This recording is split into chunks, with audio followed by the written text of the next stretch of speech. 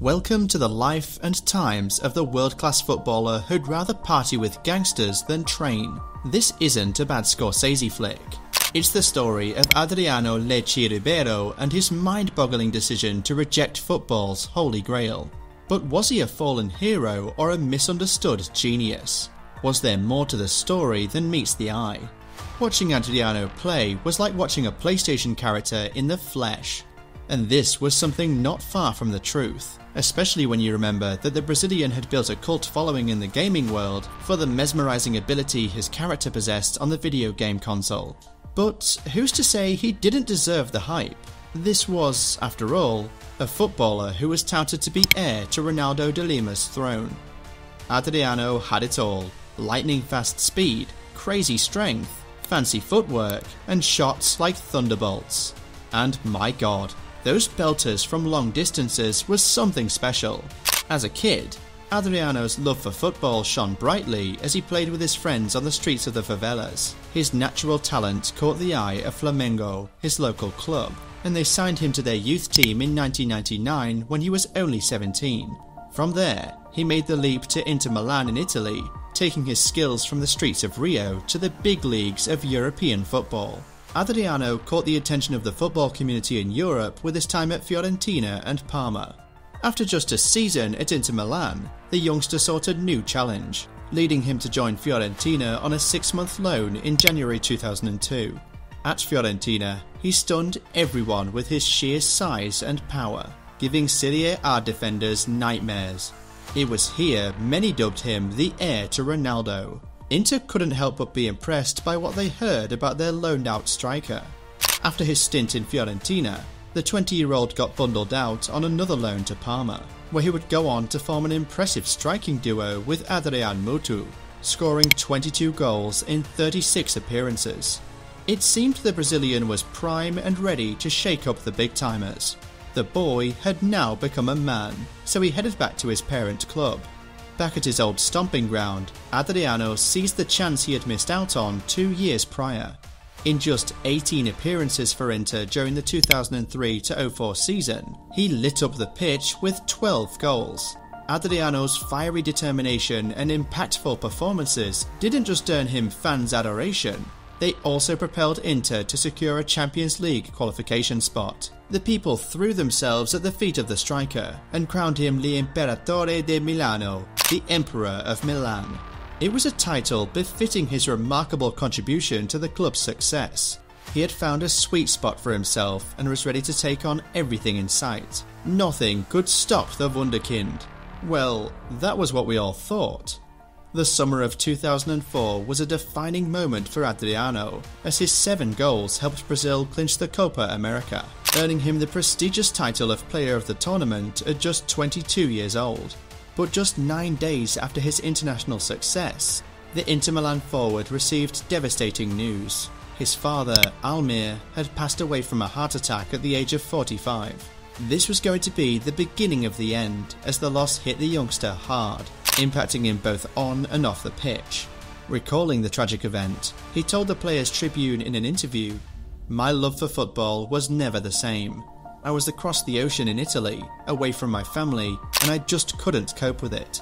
I got so depressed, man. I started drinking a lot. I didn't really want to train. It had nothing to do with Inter. I just wanted to go home." His weight battle also became a constant tug-of-war.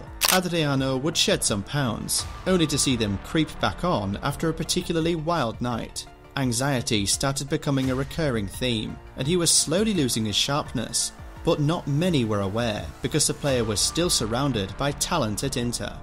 He was drowning in his misery and needed a way out. The nightclubs in Milan and Brazil would provide what he desired. Many might know this, but the party animal label that he became famous for stuck to Adriano in his first year at Inter. The promising youngster, like any other kid in his age group, couldn't resist the allure of the Milan nightlife. It took the teaching of Ronaldo to talk him out of the noise of throbbing nightclubs. After losing his father in 2004, the depression sent him back into a whirlwind of parties.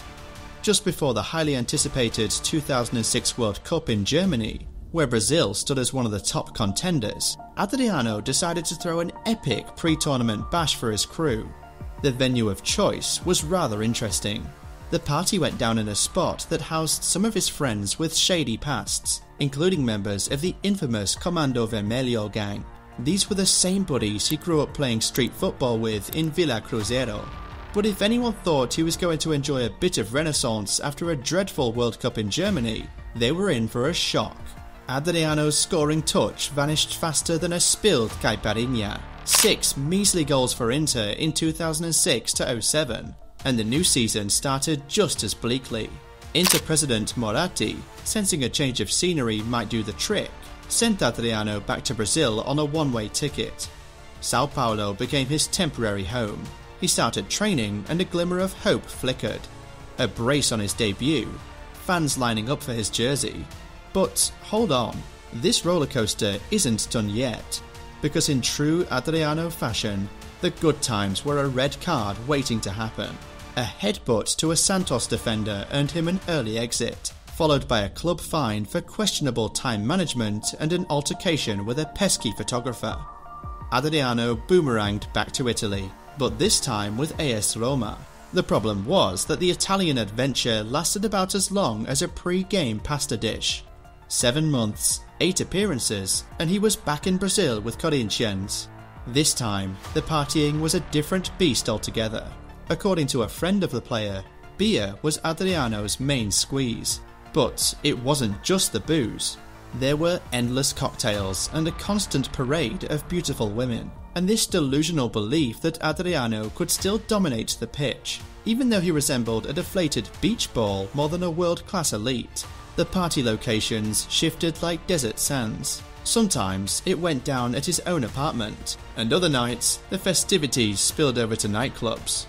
One such night morphed into a particularly disastrous morning. Corinthians had arranged an in-home physiotherapy session, crucial for any athlete, especially one struggling with fitness. But the apartment remained silent when the fitness experts showed up. And what could be the reason? Simple. Adriano and his entourage were still on a bender from the previous night.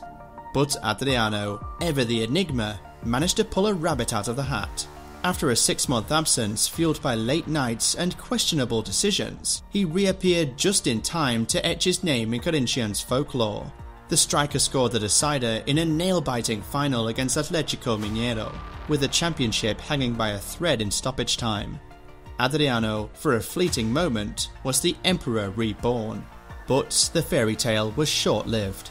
Barely 2 weeks after securing the championship trophy, the chubby striker returned to old habits. Leaving a nightclub in the wee hours, he found himself embroiled in a bizarre incident. A young woman, Adriane Pinto, accused him of accidentally shooting her in the hand while he allegedly drunkenly fiddled with his bodyguard's gun.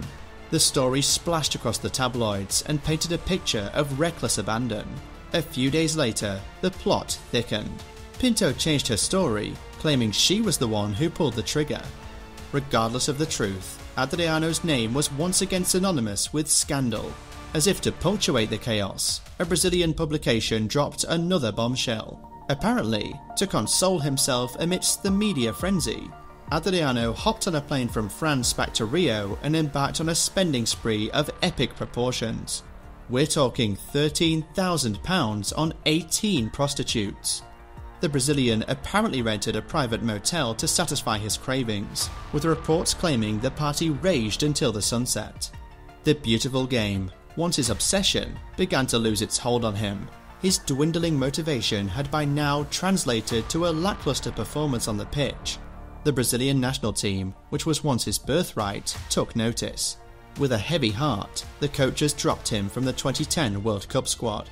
He bounced around clubs after leaving Corinthians, with short stints at Flamengo, Atlético Paranaense and Miami United. There were flashes of his old brilliance, moments that brought joy to teammates and fans alike.